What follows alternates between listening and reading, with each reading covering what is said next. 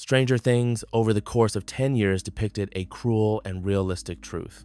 In this complex world, people inevitably suffer various traumas, but they heal and protect each other with love, bravely and tenaciously fighting against evil. Stranger Things uses the stories of three typical characters, Eleven, Hopper, and Will, to show us how to overcome self-blame, guilt, and misfortune when confronting painful memories of the past.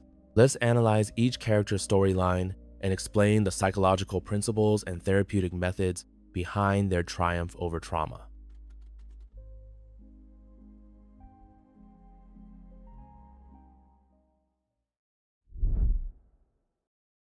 Eleven's greatest traumatic memory stems from a massacre she witnessed at Hawkins' lab. As revealed in Season 4, she witnessed the brutal massacre of the other children in the lab by Henry.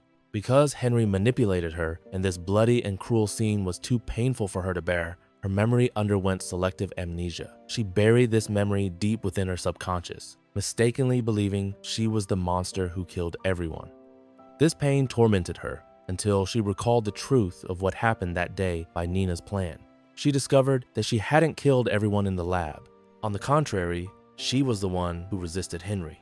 This lifts the immense guilt she had carried for years.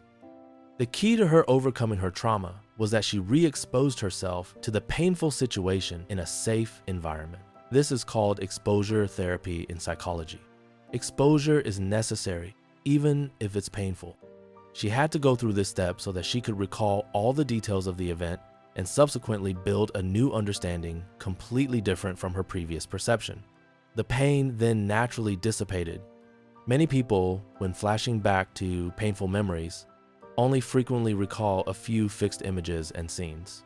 At this point, the reason of their pain is vague and unclear. They are simply trapped in that moment. However, it's very possible that the complete situation at the time is different from the moments they frequently flash back to, because their brain selectively forgot certain details.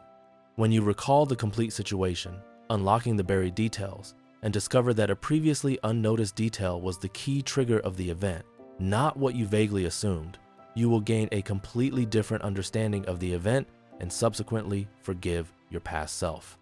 Exposure, though painful, provides a clear overall picture. This clarity will help you understand the situation and find the right solution. As Hopper was ordered to mix Agent Orange, he was told it was harmless, but he watched his fellow soldiers return home and have children with severe birth defects. He internalized a deep, silent guilt that he carried a poison inside him. When his daughter Sarah was diagnosed with cancer, Hopper viewed it not as a tragedy, but as a punishment.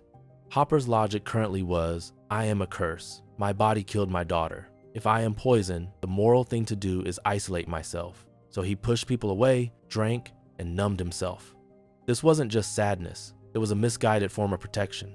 He believed he was keeping the world safe from him. But Will going missing and 11 appearing created a scenario that mirrored his trauma. A vulnerable child is in danger of dying.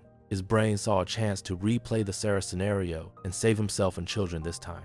His thought was, if I can do it, maybe I can retroactively beat the feeling of helplessness I felt with Sarah.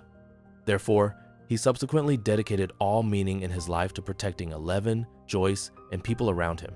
He confined 11 to the house and interfered with her relationship with Mike. These overly anxious behaviors were all aimed at protecting her from harm. However, this was an overcompensation for past trauma. He was afraid that any slight negligence on his part would lead to another tragedy. This obsessive behavior was still an unhealthy state, and it would leave him completely exhausted. It wasn't until Season 4 that Hopper achieved psychological redemption. In Season 4, Joyce went across the ocean and put herself in danger to rescue him. At this moment, Hopper underwent a cognitive shift. He realized he had always been surrounded by love, and even when he was imprisoned and powerless, someone was willing to risk their life to save him. This is when he finally achieved complete psychological healing. In psychology, this corresponds to cognitive processing therapy, CPT. All external conditions remain unchanged. Only toxic cognitions can cause a person to suffer, while correct cognitions can provide positive strength. According to Albert Ellis's ABC model, a person's feelings are not directly related to objective facts, but rather to their perception of those facts. Different people have completely different feelings about the same event because their cognitions differ. So, how can harmful cognitions be transformed into healthy ones? The first method is to delve into past memories, like 11, exposing oneself to completely clear traumatic memories to find the true motivations behind the events and change the cognitive logic chain. The second method is to use current events to change one's ingrained cognitions. The event of Hopper's rescue, for example, could greatly help him rebuild his understanding of the meaning of his existence. The third method is behavioral therapy. When the external world and other people don't provide opportunities to rebuild cognitions, you can create your own opportunities. Specifically, write down the things you fear and worry about in your ingrained cognitions, and then deliberately try those things and observe whether the results match your cognitive expectations. If not, this will be an important starting point for reshaping your brain. You will gradually accumulate courage and correct experiences, gradually guiding your cognitions towards a healthy direction. Will's trauma is a classic example of trauma caused by an unavoidable and unfortunate experience. As a child, he was captured by Vecna and taken to the Upside Down, where he lived in extreme loneliness and fear. When he is rescued, he suffers from symptoms akin to post-traumatic stress disorder. From then on, he considered himself unclean and different. In season 2, he saw the Upside Down, but because he was afraid of being seen as a freak and being isolated, he pretended that nothing had happened. However, the horror and trauma of the Upside Down were truly tormenting him. As he grew up, he also fell into an identity crisis because of his feelings for Mike. In season 5, Robin tells Will to stop being so scared of who he really was. In the final critical moment, Will remembers the scene of him and Mike becoming friends, his mother's surprised expression when she saw his drawings, and the scene of his brother building a castle with him. These scenes correspond to the precious memories that Mike, Joyce, and Jonathan each shared with him in season 2 to pull Will back from the Mind Flayer's control. These warm childhood memories ultimately became the source of Will's inner strength. He had always been the weak one who needed protection, but now that the people most important to him were in danger, he had to step up and protect them. Undeniably, connection is a very important aspect. If you look closely at Will, love was the catalyst, but it wasn't the whole cure. You can see that Will consistently took his own brave actions. Will's bravery is just different. His bravery is endurance. He endures the possession to send the code. He endures the heartbreak to help his friend. He endures the trauma to act as the group's warning system. He didn't suddenly transform from a weakling into a savior.